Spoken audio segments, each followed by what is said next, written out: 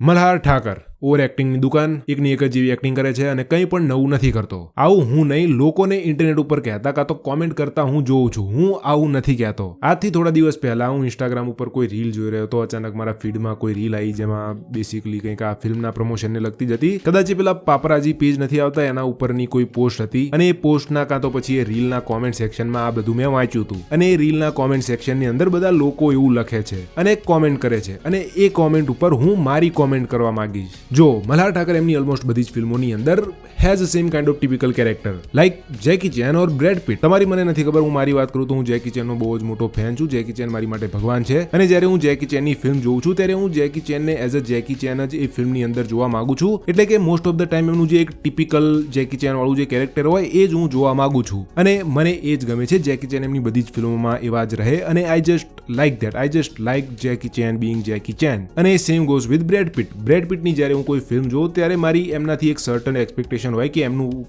એ ફિલ્મની અંદર છે તો એમનું એક કેરેક્ટર હશે ફિલ્મની અંદર અને એ કેરેક્ટરને લઈને બ્રેડ પિટ જોડે મારી અમુક સર્ટન એક્સપેક્ટેશન હોય છે અને મોસ્ટ ઓફ ધ ટાઈમ એ એક્સપેક્ટેશનની ઉપર ખરા ઉતરે છે અને મને એમને મોસ્ટ ઓફ ધ ટાઈમ એવા જ કેરેક્ટરમાં જોવા ગમે છે. આઈ just like bread pit being bread pit in bread pit movie. Bus story કંઈક અલગ હોવી જોઈએ, બાકી મને કંઈ વાંધો નથી. અને જસ્ટ લાઈક ધેટ મલ્હાર ઠાકરનું એક ટિપિકલ કેરેક્ટર છે એમની મોસ્ટ ઓફ ધ મૂવીઝની અંદર અને મને એ પસંદ છે, મને એ ગમે છે. આઈ just like Malhar Thakar being Malhar Thakar in most of Malhar Thakar movies. મારી માટે એ સમસ્યા જ નથી કે ભાઈ બધી જ ફિલ્મોમાં એક જેવી એક્ટિંગ હોય છે, આ તે ફલાણું લોકો ઠીકણું. ફોર મી જો સ્ટોરી અને સ્ક્રીન પ્લેમાં મજા આવશે તો પછી ફિલ્મમાં મજા જ આવશે. સ્ટોરી સારી હોવી જોઈએ, સ્ક્રીન પ્લે સારું હોવું જોઈએ અને બસ ધેટ્સ ઇટ. અને એમની એક બહુ મોટી એવી ફેન ફોલોઈંગ છે જે આઈ થિંક એમને એ જ રીતે જોવા માંગે છે. એમને પણ એમને એવા જ કેરેક્ટરની અંદર જોવાની મજા આવે છે. મલ્હાર ઠાકર આ જ રીતે એમની ઓલમોસ્ટ બધી જ મૂવીઝની અંદર આ જ રીતે રહેશે તો મને કંઈ પણ વાંધો નથી. બસ સ્ટોરી બદલાતી રહેવી જોઈએ. એ સિવાય એમનું પરફોર્મન્સ આ ફિલ્મની અંદર મને ખૂબ જ ગમ્યું. કોઈને ગમે ના ગમે મને નથી ખબર, મને આ ફિલ્મની અંદર એમની પરફોર્મન્સ બહુ જ ગમી. He is amazing in this film. I loved his performance in this film. એ સિવાય ફિલ્મની અંદર યુક્તિ રાંદેલિયા, દર્શન જરીવાલા, અર્ચન ત્રિવેદી, વંદના પાઠક, એ સિવાય એક વકીલના કેરેક્ટરમાં એક એક્ટર હતા જેમનું નામ મને મળ્યું નહીં અને એમની સિવાય પણ જેટલા વગેરે એક્ટર છે બધાનું કામ ફિલ્મની અંદર ઘણું સારું હતું. મને બધાનું કામ બહુ જ ગમ્યું, ઘણું સારું હતું. પણ જો ફિલ્મની અંદર કોઈનું કામ મને સૌથી વધારે ગમ્યું હોય તો એ હતા ફિરોઝ ઈરાની, જેમને ફિલ્મની અંદર એટલા બધા એમના ડાયલોગ છે નહીં પણ અમુક કોમેડિક ડાયલોગ એમને આપવામાં આવે છે. મોસ્ટ ઓફ ધ ટાઈમ એમને જજ રહેવાનું છે અને બેસિકલી સાંભળ્યા રાખે છે પણ અમુક જગ્યાએ એમને કોમેડિક ડાયલોગ આપવામાં આવ્યા છે અને જે જોવામાં મને ઘણી બધી મજા આવી. ભલે એમનું કામ ફિલ્મની અંદર એટલું બધું નહોતું પણ જેટલું હતું એ બહુ જ જોરદાર હતું. ખાસ કરીને એન્જિનિયર ઉપરનો એક જે જોક હતો આ ફિલ્મની અંદર જેને ઇન્ટરનેટ ઉપર નહીં તો મેં કેટલી વખત સાંભળ્યો છે. તો જ્યારે આ ફિલ્મની અંદર એ ડાયલોગ આવે છે અને જે રીતે એને પ્રેઝન્ટ કરવામાં આવ્યો છે મને મજા આવી. જો મારા થિયેટરમાં જે ઓડિયન્સ હતી એ ઓડિયન્સ જે સીન ઉપર સૌથી વધારે હસી હતી એ એન્જિનિયર વાળો સીન હતો. આઈ મીન હું પણ સૌથી વધારે એ જોકમાં હસ્યો હતો અને મને ખરેખર એમ નથી સમજાતું કે શું ખરેખર આટલા બધા એન્જિનિયરો બેરોજગાર છે. કારણ કે ભાઈ મારો એક ભાઈબંધ છે એન્જિનિયરિંગની અંદર, એને તો સારી એવી જોબ છે, તો સારી એવી એન્જિનિયરિંગની જોબ કરે છે. કોઈ એન્જિનિયર હોય જે આ વિડીયોને જોઈ રહ્યું હોય તો પ્લીઝ કોમેન્ટ બિલો કે શું ખરેખર તમે બધા આટલા બધા બેરોજગાર છો? તમારી ફિલ્ડમાં આટલી બધી બેરોજગારી છે? કોમેન્ટ કરીને કહો. એ સિવાય ફિલ્મમાં યુક્તિ રાંદેલિયા છે જેમને એક રોમાન્સ વાળું ચેપ્ટર આ ફિલ્મની અંદર આપવામાં આવ્યું છે અને she is so cute, she is charming, she is fantastic in this film. હા, આખી ફિલ્મમાં એમની એક્ટિંગ એટલી બધી જોરદાર નથી પણ એ રોમેન્સ વાળા જે ચેપ્ટર હતું એમનું એમાં she is good, she is really good. અને જો તમને રોમેન્ટિક ટાઈપની ફિલ્મો જોવી ગમતી હોય તો આમાં રોમાન્સ છે. આ ફિલ્મની અંદર રોમાન્સ છે, એટલો બધો નથી, શરૂમાં જ છે અને બહુ જ થોડોક છે પણ છે. જેમનો આ ટેસ્ટ છે એમને જોવામાં મજા આવશે. પ્લસ ફિલ્મની અંદર કોર્ટરૂમ ડ્રામા છે અને આ ફિલ્મની અંદર જે કોર્ટરૂમ ડ્રામા છે એ મને ક્યાંય પણ બોરિંગ નથી લાગ્યો. It was very engaging two watch. ફિલ્મનું સ્ક્રીન પ્લે બહુ જ સારું છે, ફિલ્મની પેસિંગ બહુ જ સારી છે. એ સિવાય ફિલ્મની અંદર હલકી ફુલકી કોમેડી છે જે જોવામાં મજા પણ આવે છે અને મેં જે એક્સપેક્ટ કરી હતી એના કરતાં તો ઘણી સારી છે. ઇવન ઓવરઓલ ફિલ્મને લઈને મારી જે એક્સપેક્ટેશન હતી એ એક્સપેક્ટેશન કરતાં વધારે આ ફિલ્મ સારી નીકળી છે. મને આ ફિલ્મ જોવાની ખૂબ જ મજા આવી. જો તમે આ ફિલ્મ જોવા જવાનું વિચારી રહ્યા છો તો હું આ ફિલ્મને ડેફિનેટલી હાઈલી રિકમેન્ડ કરીશ.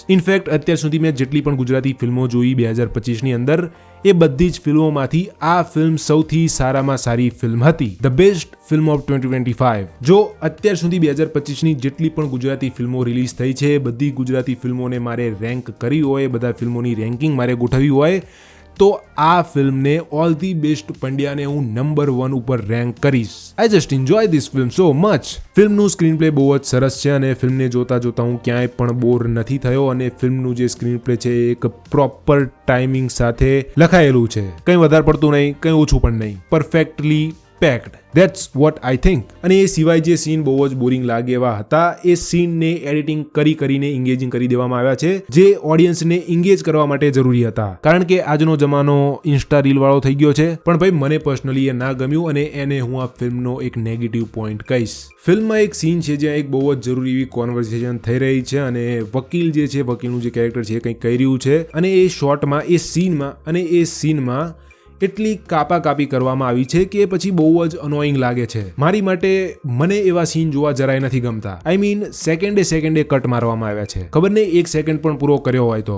ડાયલોગ જે છે, જે સેન્ટેન્સ છે એ એક જ બોલાઈ રહ્યું છે, પણ વારે ઘડીએ સેકન્ડે કેમેરા એંગલ બદલાઈ રહ્યા છે. એક આ બાજુથી. મને એ બહુ જ ડિસ્ટ્રેક્ટિંગ અને શું કહેવાય આમ ધ્યાન ભાંગતું હોય એવું લાગ્યું. ત્યાં એ સીનની અંદર એટલા બધા કટ નતા હોવા જોઈએ હતા. It becomes really annoying. પણ ભાઈ હવે આજના ટાઈમની અંદર લોકો એવી કાપી વાળી એડિટિંગને વધારે જોવાનું પસંદ કરે છે, એટલે હું પણ મારા વિડીયોઝની અંદર એ ટેકનિક ખૂબ જ વાપરું છું. પણ being really honest, I just don't like that. Specially in this film it's very annoying. તો એ એક આ ફિલ્મનો હું નેગેટિવ પોઈન્ટ કહીશ. બાકી આ ફિલ્મ એક બહુ જ જોરદાર ફિલ્મ છે. ઉંબરો ફિલ્મ તમે જોઈ હતી?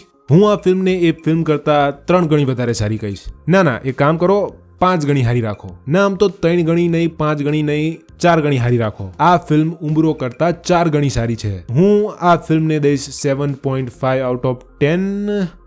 ના આમ તો 8 દઈ દેવી. હું આ ફિલ્મને દઈશ 8 out of 10. This is A must watch film. જો તમે ફિલ્મ જોવા જવાનું વિચારી રહ્યા છો તો definitely go and C it if it is your cup of T. તમે આ ફિલ્મ જોઈ? તમને કેવી લાગી?